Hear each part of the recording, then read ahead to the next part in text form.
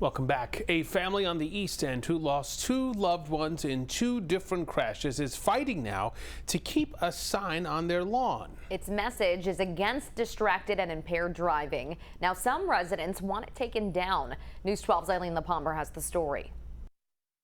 She was killed on this road just a few miles down. Susan Tucci's sister Barbara was killed in a crash in January of 2014 in Flanders. Police said a driver who was texting was to blame. 3 months later, her nephew's fiance Haley died at the hands of an allegedly high driver. Cadence was 10 months old when her mother was killed. She's 8 years old now. The message is not to do it. Do not text and drive.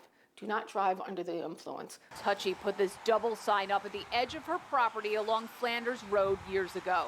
Recently, at least one resident has been complaining to the town of Southampton, and Tucci has been hit with these code violations. She used the Freedom of Information law to obtain the email complaints, and some of the messages read, Are we to live with this obnoxious sign forever? This is what a cemetery is for. These are very disturbing and distracting to drivers and should be taken down. To give you perspective, I'm 5'7", so you can see the size of the sign here. Again, it is on private property, and you can see how close it is to Flanders Road. Over the weekend, several dozen people showed up for a rally to show their support for Tucci and Haley's now 8-year-old daughter, Cadence. All she wants, she's like, I don't want somebody not to have a mom.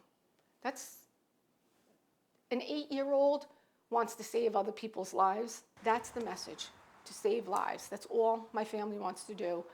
We've had tragedy after tragedy.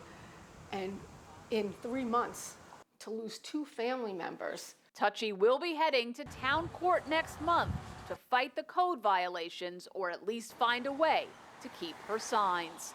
In Flanders, Eileen LaPalmer, News 12 Long Island. We reached out to the resident who Tucci says has been complaining, but she did not